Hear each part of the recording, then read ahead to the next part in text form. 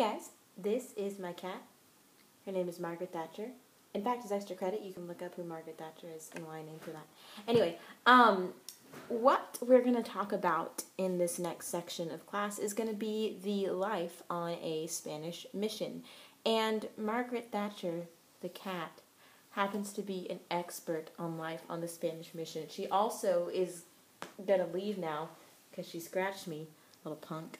Anyway, so what you need to know as we move into this next section, we're going to do several activities where we really act out what life was like on a Spanish mission. Remember, the missions existed to Christianize the natives. So a lot of times they got them onto the missions in one of two ways. Option A is the Native Americans themselves had chosen to be there and made the decision to live their life on the mission. Option 2 is they were forced to be there, literally, with a sword to their throats, were forced by the friars and by the Spanish to live on the mission or to die.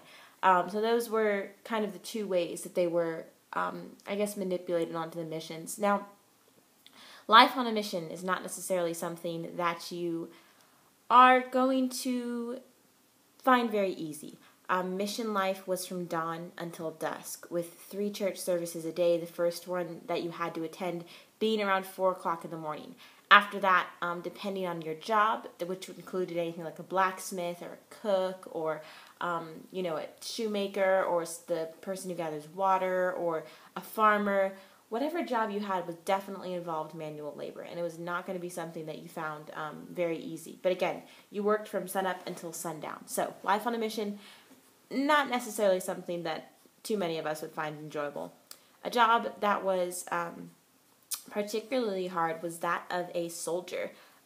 They would be on an isolated frontier outpost, and their job was very difficult and dangerous. Their duties included protecting the missions, maintaining control over the Native Americans in the missions, and scouting the countryside to find more Native Americans to join the mission that, wouldn't put an arrow in their head.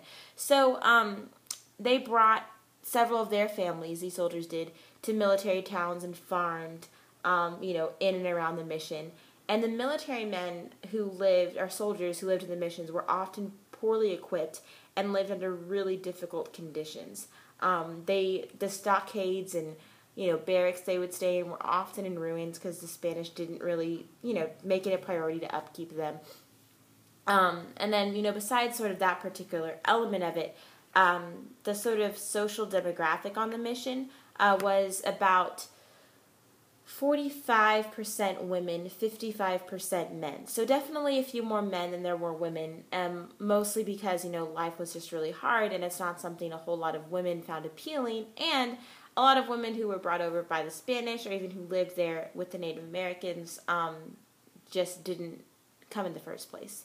Some of the important settlements in Spanish Texas that we're going to talk about are San Antonio, Goliad, Los Adeas, and Nacogdoches. Those are the ones you'll really hear us talk about as we continue our unit on the missions and settlements.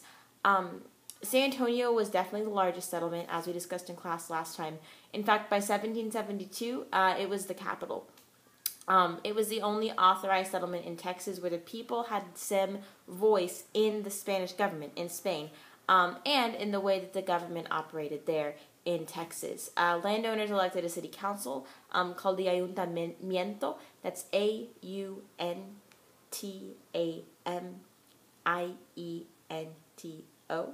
And they had a chief official whose title was alcalde, which is Alcalde.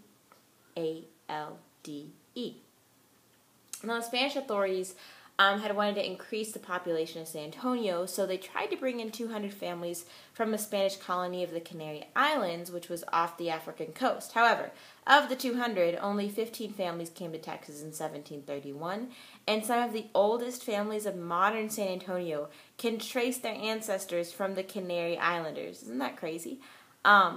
Several were wealthy women. One particular woman, her name was Maria Bentacor, and at the time of her death, it was noted that she owned, a 26-acre ranch, a stone house, a cattle market with a brand, and by the late 1770s, another woman by the name of Maria Granados owned the largest general store in San Fernando del Bear, And then several other of the Canary Island descenders, even in the 1800s, pretty much ran the affairs of the state of Texas.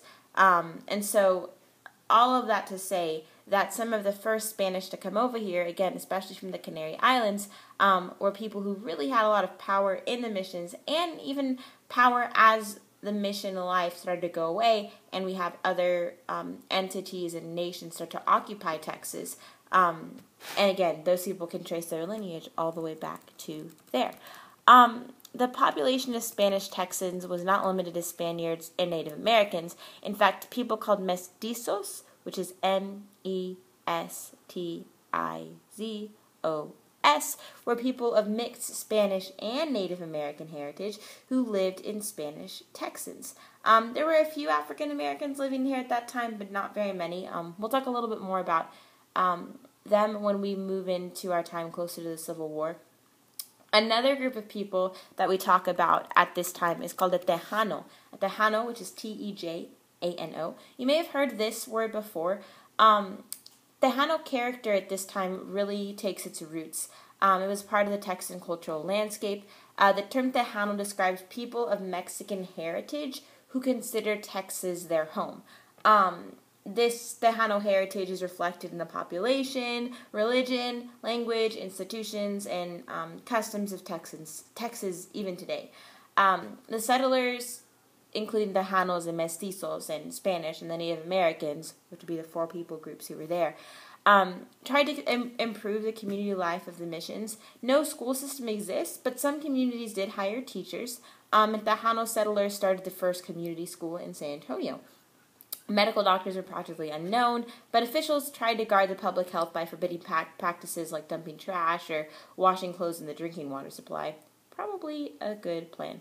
And although life was difficult for the new settlers and difficult in the missions, there were even kinds of recreation. Communities sponsored dances and horse races and holiday fairs and things like that. So hopefully with our interactive activities next class, you'll get a little bit of a better idea of what life was like on the missions, and I'll see you next time.